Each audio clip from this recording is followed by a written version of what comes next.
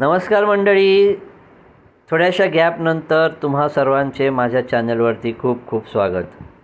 थोडासा गॅप झाला मध्यंतरी, काही कौटुंबिक कार्यक्रम होते, त्यामुळे मला व्हिडिओज करता आले नाहीत आणि अपलोडही करता आले नाहीत. त्याबद्दल दिलगिरी व्यक्त करतो आणि तुम्हाला नेतो आजच्या या अद्भुत सफरीवरती. चला तर कुठे जाऊयात. आज आपण जात आहोत कोकणातल्या सापडलेल्या कातळ शिल्पांच्या वेगवेगळ्या साईट्सवरती. पहिली साईट आहे देवी हासोळ, जी कशेळीपासून साधारण 20 ते 30 किलोमीटरच्या दरम्यान आपल्याला सापडते. या कातळ शिल्पांबाबत जो शोध सुरू झाला तो साधारण 2010 ते 12 सालच्या आसपास. रत्नागिरी आणि आजूबाजूच्या परिसरातील काही इतिहास संशोधक एकत्र आले, त्यांची एक टीम तयार झाली आणि त्यांनी या कातळ शिल्पांवरती शोध करायला सुरुवात केलेली आहे. तेव्हापासून आजपर्यंत साधारण 15 ते 20 हजार साईट्स सापडलेल्या आहेत, पण त्यातल्या अगदी थोड्याच आपल्याला सध्या चांगल्या त्यांनी परिस्थितीत आणून आपल्याला दर्शनासाठी खुल्या केलेल्या आहेत. बाकी साईट्सवरती, बऱ्याच साईट्सवरती अजूनही काम सुरू आहे. तर कातळ शिल्प, ज्याला आपण इंग्लिशमध्ये पेट्रोग्लिफ्स आणि जिओग्लिफ्स असे म्हणतो, ते आहेत साधारण 10 ते 12,000 इसवी सन पूर्वी वर्षांपूर्वी बनवलेले कोकणातील कातळांवरतीचे शिल्प आणि आकृत्या. वेगवेगळ्या साईजमध्ये, वेगवेगळ्या पॅटर्न्समध्ये ही कातळ शिल्प आपल्याला दिसून येतात.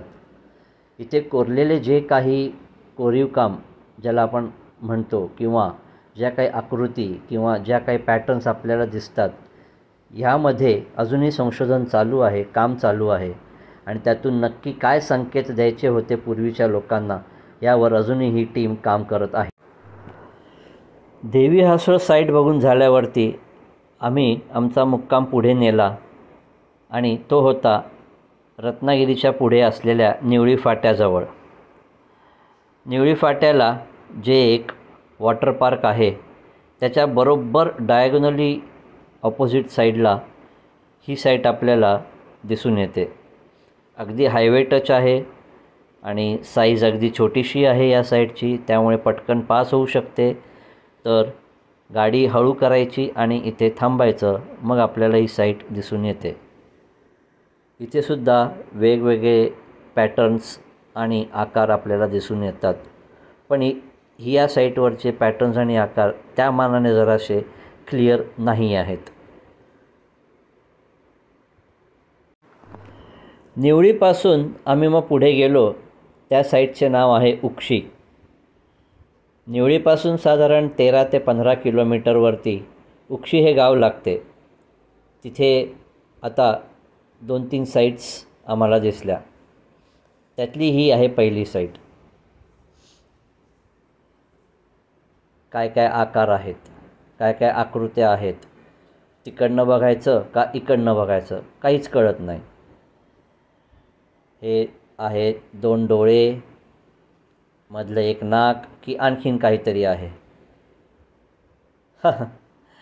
कशी गंमत आहे ना, काय समजायला मार्ग नाही. तर ही रिसर्च टीम अजूनही याच्यावरती काम करत आहे. जेवढं त्यांना सापडलेलं काम आहे ते त्यांनी सगळ्या साईट्स व्यवस्थित अशा केलेल्या आहेत आणि आपल्याला पाहण्यासाठी खुल्या केलेल्या आहेत. त्याबद्दल या टीमचे अनेक आभार. आता ह्या ज्या सर्कलचे पॅटर्न्स आहेत आणि पुढे एफ आकार दिसतो आहे, आता तो नक्की परत इकडनं बघायचा की समोरच्या बाजूने बघायचा याचा पण अंदाज येत नाही. उक्षीमधील ही होती पुढची साईट. एक प्रचंड मोठा हत्ती इथे कोरलेला आपल्याला दिसतो.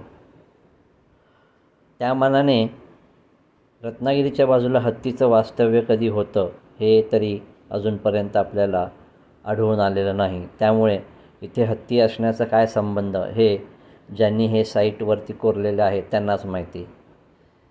तर अशा ह्या वेगवेगळ्या कातळ शिल्पांच्या साईट्स कोकणामधील आपल्याला एका वेगळ्याच दुनियेत घेऊन जातात.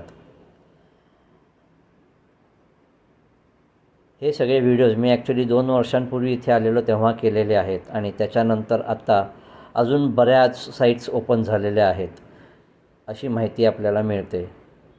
अवश्य भेट द्या. आणि मला सांगा की आपल्याला आजचा हा व्हिडिओ कसा वाटला. धन्यवाद.